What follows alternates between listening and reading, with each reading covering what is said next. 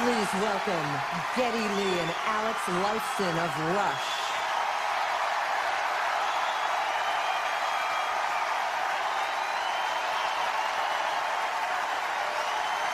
Well, hello.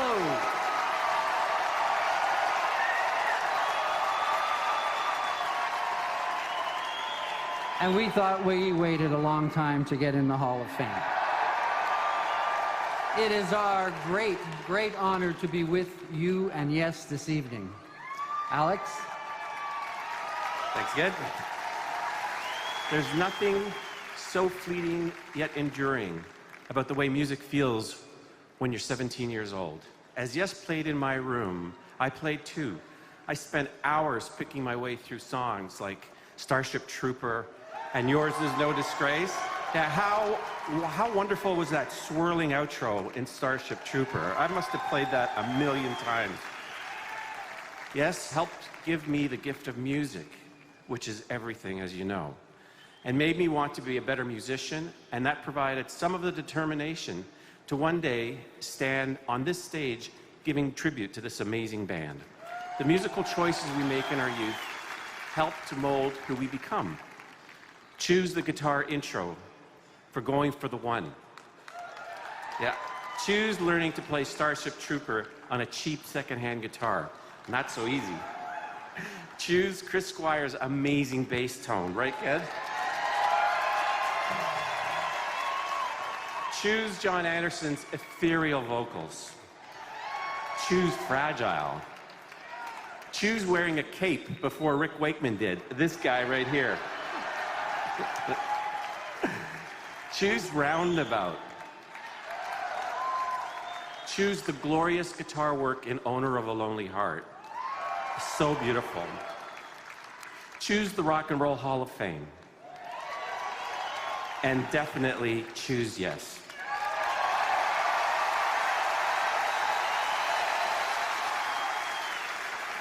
Blah, blah, blah. Like he can play Starship Trooper? I don't think so. So picture this. In the early 70s, I spent up from 1 to 3 years in grade 10 in high school, seated at the back of the class with my new pal, Oscar. I can still recall one of the days that we opted out of school and were sitting cross-legged on the floor of Oscar's room as he introduced me to an album called Time and a Word by a band called Yes that I'd never heard of. Right? I still thrill to the bass part in No Opportunity Necessary, No Experience Needed, the way I did the first time I heard it that day. For years, people asked me why I played a Rickenbacker bass. All I have to do is point to that album, that song, and Chris Squire's incredibly original playing to provide the answer.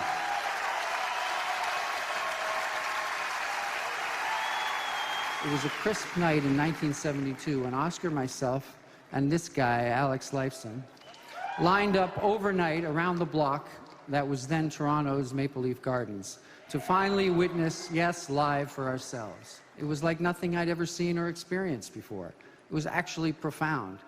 And it's not overstating things to say that it changed the way I played and listened to music forever. And so here we are, decades later, and the music of Yes is still echoing down through the years, showing me that music truly is a continuum. So on behalf of Oscar, my good friend and Alex's Neil, who's not here tonight, Alex and myself, I say thank you, Yes. It's our great, great honor to finally welcome Yes into the Rock and Roll Hall of Fame.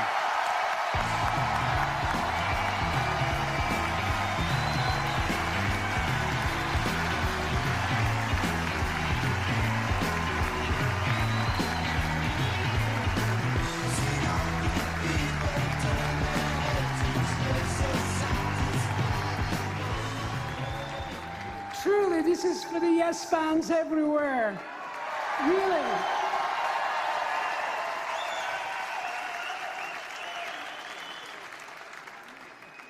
It's kind of interesting. I went to the Hall of Fame about 4 years ago with my beautiful wife, Janie. There she is. And I walked around the Hall of Fame, and all my heroes were there. All these great people. and we're going to join them. I can't believe it. It's truly amazing.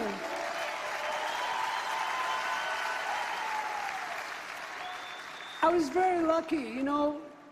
It's actually 49 years ago tonight that I met Chris Squire at a bar. I remember going to him and saying, "Hi, Chris, how are you?" He was so tall, I couldn't believe it. Anyway, we got a band going. We had a guitar player called Peter Banks. Now, really, we had a drummer called Bill Bruford. He's there. Mr. Bill Bruford. He's behind me. But Chris is in heaven now, and Peter Banks is in heaven, and the spirit of them, they're there tonight. They're here with us tonight, that's for sure.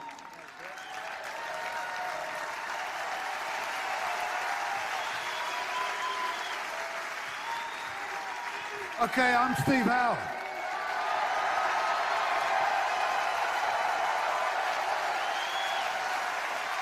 Of course, we'd love to thank all our fans for believing all these years that we deserve and need to be inducted into the Rock and Roll Hall of Fame anyway.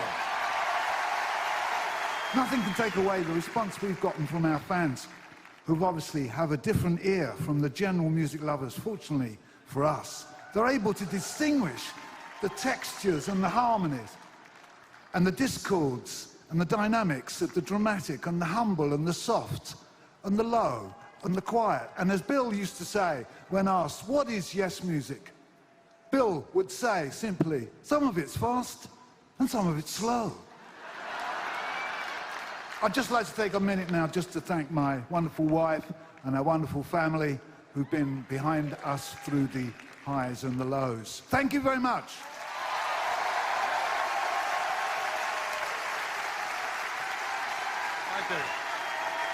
I would like to thank, apart from all the guys in Yes that I worked with, my father, who played a massive part in my musical career. My family were all in the entertainment business. He taught me a lot.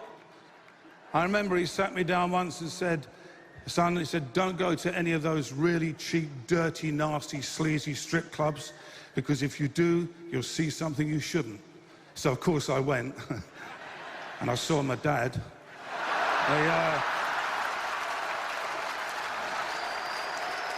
I'm glad that we're actually up third, because as you get older, you know, the old things like the prostate start acting up a bit, and the distance between comfort breaks gets less and less. Well, I would like to say quite seriously how important it is to have the old examination, which I had indeed on Monday. No, and for you ladies who don't know, it's really tough. You have to get in the old fetal position. You hear the old plastic glove go on, the rubber glove. And then it's like a gopher going on holiday inside your rectum. And whilst I was having my examination, the doctor said to me, he said, "Mr. Wakeman," he said, "there's no need to be embarrassed. It's not unusual to get an erection at this kind of procedure." And I said, "I haven't got an erection." He said, "I know, but I have." Thank you very much. God bless you.